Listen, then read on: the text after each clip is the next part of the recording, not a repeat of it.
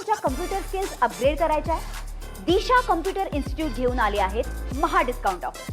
आता कोणताही कोर्स करा फक्त 1800 रुपयांमध्ये. सामाजिक कार्यकर्त्या अंजलीताई दमन या पुन्हा एकदा मुंबईमध्ये दाखल झालेल्या आहेत आणि हाँगकाँगला जाण्यापूर्वी त्यांनी DG सदानंद दाते यांची भेट घेतली होती. भोंदूबाबा खरात प्रकरणामध्ये महत्त्वाचे धागेदोरे शोधण्याचं काम सध्या त्यांच्याकडून सुरू. आपण त्याची बातचीत करणार आहोत. ताई, काय पुरावे सापडतात आता नवीन? नाही, सध्या माझा फोकस जो आहे तो 18 नोव्हेंबर ज्या दिवशी अजित पवारांच्या घराच्या बाहेर बरंचसं ती जी ब्लॅक मॅजिक जी करणी केलेली होती त्या दिवशी कोणाकोणाचे कॉल झाले, कोणाकोणाचे मेसेजेस गेले, त्या दिवशी पण समताचे बऱ्याच प्रमाणात SMS होते. त्या सगळ्या गोष्टीवर फोकस आहे. याच नाही तर प्रतिभा चाकणकर यांचा रोल आणि एक शिजुका नोबी नावाचा एक नंबर आहे ज्याच्यात सगळ्यात जास्त फोन कॉल्स झालेत. तर मी त्याची माहितीसुद्धा शोधण्याचा प्रयत्न करते सध्या. परत लोक अनेक गोष्टी म्हणतील पण माझा फोकस स्ट्रेट आहे. मला याच्यात ज्या राजकारण्यांनी यांना मदत केली आहे, एकदा नाही अनेकदा मदत केली आहे किंवा फोन कॉल्स केलेत, तर यांच्यात संभाषण काय झालं यासाठी म्हणजे मी जेव्हा DGना भेटले माझं हेच म्हणणं होतं की इतर लोक जर गेले तर त्यांना प्रश्न विचारले जातात. मग राजकारण्यांना आता आपण जेव्हा सांगितलं की बाबा चाकणकरांचे 177 कॉल, शिंदेंचे 17 कॉल, असे सगळे कॉल जेव्हा येतात, दीपक केसरकर म्हणा, शेलार म्हणा, चंद्रकांत पाटील म्हणा, सुनील तटकरे म्हणा, यांना अजूनपर्यंत समनसुद्धा केलं गेलं नाही आहे. अजून चाकणकरांना समन म्हणजे प्रतिभा चाकणकरांना केलं असं काल कळलं, पण अजून रुपाली चाकणकरांचे 177 कॉल कशाचे होते याची अजून काहीच खुलासे होत नाही आहेत. तर माझा फोकस या सगळ्यावर आहे की यांच्यात एक्झॅक्टली समतामध्ये किती ट्रान्झॅक्शनल मेसेजेस आले आहेत आणि हे 18 नोव्हेंबरला पण दिसत आहेत आणि हे 28 जानेवारीला पण दिसत आहेत. म्हणजे 17ला सोमवती अमावस्या होती, त्या दिवशी यांचं लोकेशन कुठे होतं, काय होतं, आणि मला जे इनपुट्स मी शोधत जाईन ते मी पोलिसांना कळत जाणार आहे. नक्कीच. पण भोंदू खरात प्रकरणामध्ये शिजुका नॉडी हे दोन कार्टून कॅरेक्टर आहेत, यांचं नेमकं काय कनेक्शन आहे? नाही, त्याच्यात त्यांच्या सेलफोनवर म्हणजे मी काय करते की ज्याच्यात मॅक्सिमम कॉल झालेत तो नंबर घेते आणि ट्रू कॉलरवर चेक करते. त्याच्यात मला हा कार्टून कॅरेक्टरचं नाव दिसलं ज्याच्यात सगळ्यात जास्त कॉल्स आहेत. आणि मग मागे ती बातमी देखील आली होती की त्यांच्यात त्यांनी वेगवेगळी नावं देऊन त्यांनी मास्क केलेत फोन्स. तर हे सगळं आता उलगडा होईलच की या नंबरवर ॲक्च्युअल कोणाचे होते आणि ते मास्क होऊन कोणाचे लावले गेलेत. पण आता पोलीस त्यांचं काम करतायत. मी एक नागरिक म्हणून मला जी मदत होईल तेवढं करण्याचं काम करते. शिजुका नॉडी मागे काही महत्त्वाचे लोक आहेत असं वाटतंय, दिसते मोठे मासे आहेत असं दिसतंय. प्रश्नच नाही, याच्यात काहीच शंका नाही आहे. आणि म्हणूनच मला जे नंबर अतिशय महत्त्वाचे वाटत आहेत, ज्याच्यात मोठ्या प्रमाणावर कॉल्स, इनकमिंग, आउटगोईंग आणि SMS आलेले आहेत, ड्युरेशन जास्त आहेत, असे सगळे शोधून मी त्याची यादी पोलिसांकडे देणार आहे. उपमुख्यमंत्री सुनेत्राताई पवार यांच्या जीवाला रुपालीताई चाकणकर यांच्यापासून धोका अशाचं एक पत्र बीडमधून एका व्यक्तीने लिहिलेलं आहे. हे पत्र SITला दिलेलं आहे आणि या पत्राची सुद्धा शहानिशा होते आणि खोडसाळपणा आहे का खरंच असं काही आहे याचा देखील तपास सुरू झाला आहे. कसं पाहता एकंदरीतच तुम्ही? सध्याचं राजकारण इतकं विचित्र झालं आहे की कधी काय होईल, कोणी काय करेल ह्याचं काहीच आता थांग पत्ता कोणाला लागणार नाही. असं जर काही पत्र आलं असेल तर त्याची नक्कीच चौकशी झाली पाहिजे. कारण आता सध्या तर असंच वाटतं की सुनेत्रा पवारांच्या जीवाला धोका जर असेल तर अशोक खराताच्या जीवाला पण मोठ्या प्रमाणात धोका आहे असं मला सरळ वाटतंय. आणि काय वाटेल ते झालं तरी जे खरं आहे ते बाहेर आलं पाहिजे. कारण मला आत्ता असं वाटतंय की कालच त्यांनी असं काही विधान केलं आहे की मी जेलमधनं बाहेर येणार नाही, माझं काही बरं वाईट होईल. आम्हाला सुद्धा तीच धास्ती आहे की हे सगळं मिटवण्यासाठी जेलमध्ये त्याच्या जीवाला धोका आहे, याच्यात काहीच शंका नाही. खरात याने SIT समोर सांगितले की मी जेलमधून बाहेर पडेन की नाही मला माहीत नाही, कदाचित माझं मरण इथेच होईल. या शब्दाच्या मागे बरेचसे अर्थ दडलेत असं म्हणावं. इथेच होईल याच्या मागे त्यांचा अर्थ हाच आहे की इतक्या गोष्टी बहुतेक त्यांना माहिती असाव्या की ते बाहेर येऊ नये म्हणून त्यांना काही त्यांच्या जीवाचं बरं वाईट केलं जाईल का ही भीती आहे. आणि ही भीती त्यांना नाही, आम्हा सगळ्यांना ती भीती आहे. कारण हे सगळं प्रकरण जर दाबायचं असेल तर त्यांच्या जीवाचं हे संपून ती फाईल क्लोज केली जाईल. तर हे होऊ नये म्हणूनच त्यांना सुपर प्रोटेक्शन हे सरकारकडनं मिळण्यात यावं अशी माझी देखील मागणी आहे. पण या सगळ्यांचं आता राजकारण होतं असं म्हणावं का? कारण विजय वडेट्टीवार यांचं एक विधान समोर आलंय. ते म्हणतायत की खरातच्या जागी जर एखादा मुसलमान असता तर मुसलमानांची वरात काढली असती.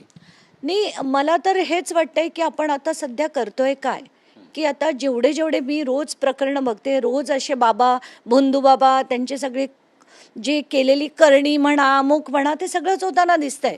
तर मला हेच वाटतंय की आत्ताच्या घटकेला, आणि इट इज अ फॅक्ट की हे जर एखादा मुसलमान असता तर भाजपनी तबला वाजवला असता, पण आत्ताच्या घटकेला हिंदू आहे म्हणून त्याच्यावर तितकंसं बोललं जात नाहीये. पण जितके जितके व्हिडिओ सध्या सोशल मीडियावर येत आहेत, बघून असंच वाटतं की आता भाजपनी एक स्ट्रॉंग स्टँड घेऊन हे सगळी जी भोंदूगिरी आहे ना, ही सगळी संपवण्यासाठी काहीतरी पावलं उचलणं गरजेचं आहे. मग भाजप पावलं उचलत नाहीये, त्यामुळे हे सगळी प्रकरणं वाढतात असं म्हणावं. प्रचंड प्रमाणात वाढत चालली आहेत. म्हणजे मीच TV9 कडे अशी 10 देते जी मला गेल्या 2 दिवसात मिळाली आहेत. आणि हे सगळा विचित्रपणा, घाणपणा, विकृतपणा बघून असं वाटतं हे थांबवायला हवं. आणि सरकारशिवाय हे कोण थांबवणार? सध्या आता महाराष्ट्रात पण त्यांचं सरकार, सेंटरमध्ये पण त्यांचं सरकार, पावले त्यांनाच उचलायला लागणार आहेत. महाराष्ट्राच्या अतिरिक्त सचिव आहेत, ॲडिशनल सचिव मनीषा म्हैसकर यांनी पुस्तक लिहिले. त्यामध्ये त्यांनी एक महत्त्वाचा गौप्यस्फोट केला. ते म्हणतात की 2023ला ज्यावेळी सरकार बनलं होतं त्यावेळी त्यांना जाणीवपूर्वक डावलण्यात आलं आणि एका मंत्र्यामुळे त्यांना डावलण्यात आलं होतं आणि महिला नको त्यामुळे मला डावलण्यात आलं असं सुद्धा त्यांनी म्हटलेलं आहे. ही अतिशय गंभीर बाब आहे. आणि महिलांना एकतर मला वाटतं 2023मध्ये शिंदे मुख्यमंत्री होते आणि त्यांना जर डावललं असेल तर याच्यातनं त्यांची संकुचित मानसिकता दिसते. म्हणजे त्यांची विचार करण्याची दिशा दिसते. त्यांना कदाचित हे माहीत नसेल की आपल्या अगदी पूर्वीचे जे वेद होते तेव्हापासून गार्गेई मैत्रेयी नावाच्या अतिशय विद्वान महिला होत्या. आत्ताच्या घटकेला पण चार्टर्ड अकाउंटंट्स आहेत, डॉक्टर्स आहेत, पायलट्स आहेत. सगळं अंतराळात महिला गेलेली असताना जर असे विचार करणारे राजकारणी असेल त्यांचं विजन किती संकुचित आहे, त्यांची विचारसरणी किती संकुचित आहे, हे त्याचं प्रतीक आहे.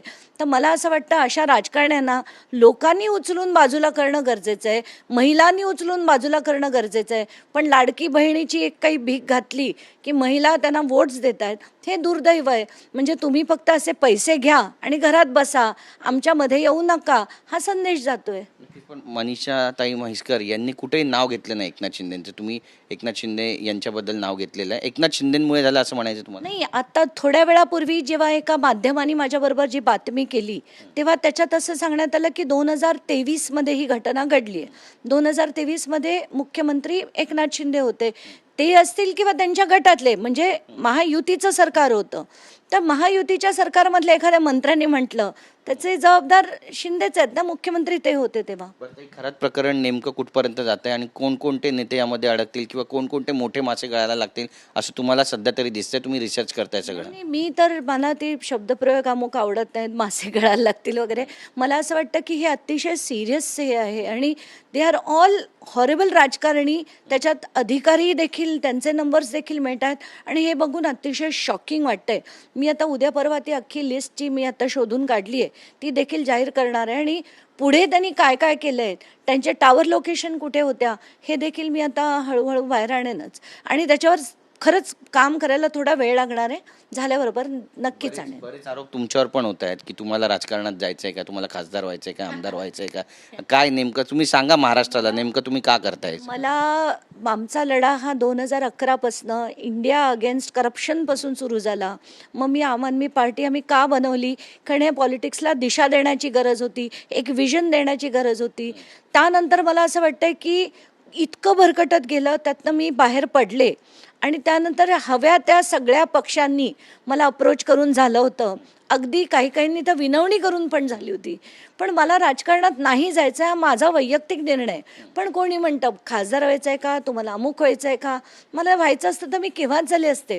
हे मला अशी कोणाकडनं अमुक केल्यानंतर खासदारकी मिळवण्याची मला गरज नाही आहे आणि मला इच्छाही नाही आहे. कदाचित होऊ शकतं तुम्ही उद्या नावं काढाल, पुन्हा एकदा सुषमाताई अंधारे प्रेस कॉन्फरन्स घेतील, पुन्हा तुमच्यावरती आरोप प्रत्यारोपांचा सिलसिला सुरू होईल. त्यांना त्यांचं काम करू दे. मला खरातांविरुद्ध लढायचं आहे. कारण अशी व्यक्ती जी इतकी घाण, विकृत आहे आणि त्यांनी महिलांचाच नाही छळ केला, तर त्यांनी राजकारण्यांचा वापर केला, पैशांचे ट्रान्सफर केले, काळी जादूसारखी गोष्टी त्यांनी अनेकदा केल्या. अशांविरुद्ध लढणं गरजेचं आहे आणि ते मी लढत राहणार आहे.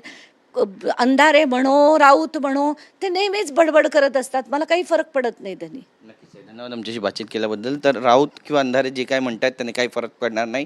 लढा जो आहे तो सुरू राहील आणि उद्या किंवा परवा जेव्हा वेळ मिळेल, जेव्हा अभ्यास पूर्ण होईल, तेव्हा आणखी एक गौप्यस्फोट अंजलीताई दमानी या करणार आहेत. खरात प्रकरणामध्ये आणखी काय काय खुलासे होणार आहेत पाहणं महत्त्वाचं ठरेल. कॅमेरा पर्सन नरसिंग गज्जलवारसह गिरीश गायकवाड, TV9 मराठी, मुंबई. मला तुमच्या कम्प्युटर स्किल्स अपग्रेड करायच्या आहे? दिशा कम्प्युटर इन्स्टिट्यूट घेऊन आले आहेत महा डिस्काउंट ऑफ. आता कोणताही कोर्स करा फक्त 1800 रुपयांमध्ये.